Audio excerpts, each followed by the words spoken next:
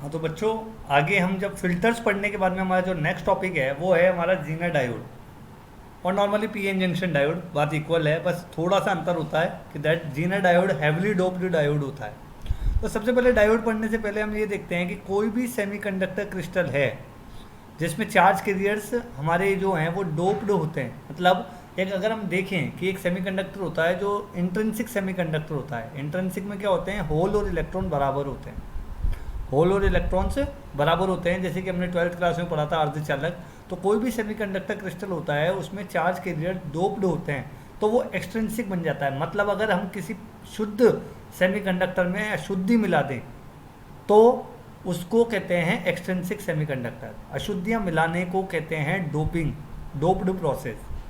जो हम अशुद्धियाँ मिला रहे हैं उसके कारण जो चालकता बढ़ती है, कंडक्टिविटी बढ़ती है, उसको हम कहते हैं डोपिंग। तो हम बोलेंगे कि एक सेमीकंडक्टर जो कि प्योर था, जिसे इंट्रिंसिक सेमीकंडक्टर कहते थे, उसमें हमने इम्प्योरिटीज़ मिला दी। इम्प्योरिटीज़ मिलाने के बाद में उसकी कंडक्टिविटी बढ़ गई और चार्ज कैरियर्स की संख्या बढ़ गई। ऐसे में वो इंट्रिंसिक सेमीकंडक्टर अब एक्सट्रिंसिक सेमीकंडक्टर बन चुका है। अगर आप पेंटावेलेंट इम्प्योरिटी मिलाते हो जैसे कि आर्सेनिक, फास्फोरस, तो वो एन टाइप का सेमीकंडक्टर बनता है जिसमें free electrons majority charge carrier में होते हैं। अगर आप ट्राइवेलेंट इम्प्योरिटी मिलाते हो जैसे बोरोन, एल्यूमिनियम, तो हमें होल मेजॉरिटी चार्ज कैरियर में मिलते हैं। ठीक है, तो दो तरह के एक्सट्रिंसिक हो गए, एन टाइप और पी टाइप। कुछ माइनॉरिटी चार्ज कैरियर भी जनरेट होते हैं जो तापमान की वजह से होते हैं। मतलब जो चार्ज कैरियर्स होते हैं, मेजॉरिटी चार्ज कैरियर्स, वो आयन से टकरा के कुछ माइनॉरिटी चार्ज कैरियर्स भी जनरेट कर लेते हैं। राइट है, पर वो कुछ ही देर के लिए एग्जिस्ट करते हैं, उसके बाद वो रिकम्बाइन हो जाते हैं।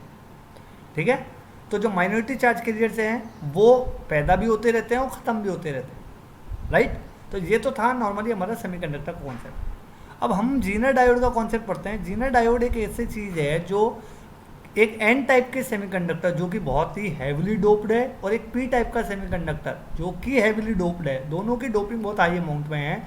उन दोनों को ज्वाइन करके जो डायोड बना है, जो जंक्शन बना है, उसे कहते हैं जीना डायोड। ठीक है, नॉर्मल पीएन जंक्शन डायोड में भी सेम प्रोसेस होता है पर डोपिंग कम होती है, इसमें अशुद्धियाँ ज़्यादा मिलाई जाती हैं। ठीक है, तो जीना डायोड एक दो टर्मिनल डिवाइस है जिसमें एक एनोड होता है, एक कैथोड होता है। ये एनोड है और ये कैथोड है।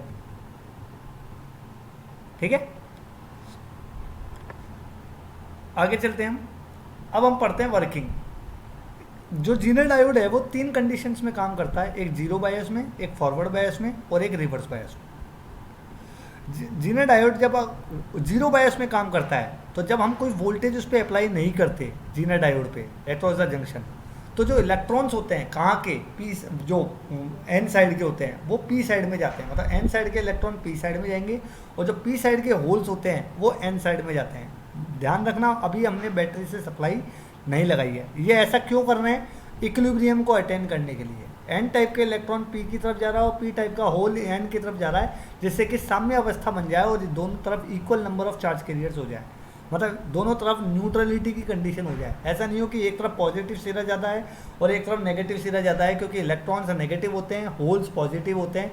तो हम नहीं चाहते कि पी साइड सबसे ज़्यादा चार्ज कैरियर रह जाए होल और एन साइड केवल इलेक्ट्रॉन ही रह जाए। ये साम्य अवस्था अटेंड करने के लिए वो एक दूसरे जंक्शन को क्रॉस करते हैं। राइट है, ऐसा करते टाइम जो एक्सेप्टर एटम होते हैं, जो नेगेटिव आयंस होते हैं, वो पी टाइप के बिल्कुल पास आ जाते हैं, और जो डोनर एटम होते हैं, जो पॉजिटिव आयन होते हैं, वो एन साइड के बिल्कुल पास आ जाते हैं। मतलब जंक्शन के पास में केवल यही रह जाते हैं।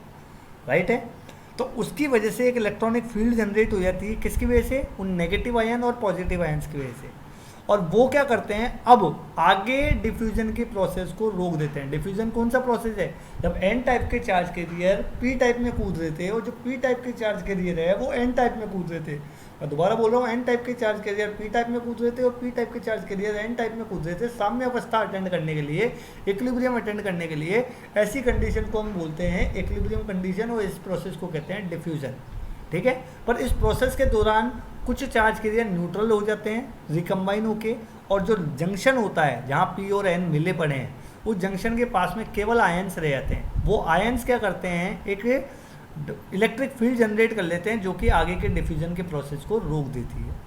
ठीक है, इसको कहते हैं डिप्लीशन रीजन, जहाँ पे कोई भी चार्ज कैरियर नहीं होता है। ये देखिए, इलेक्ट्रॉन डिफ्यूज हो रहा है एन साइड में और होल डिफ्यूज हो रहा है, वो इलेक्ट्रॉन डिफ्यूज हो रहा है पी साइड में और होल डिफ्यूज हो रहा है एन साइड में।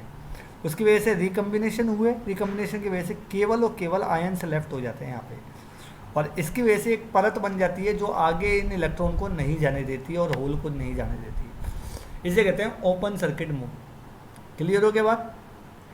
तो इस तरीके से हमने देखा कि जो जीना डायोड है वो ओपन सर्किट मोड में कैसे काम करता है। ठीक है, थैंक यू।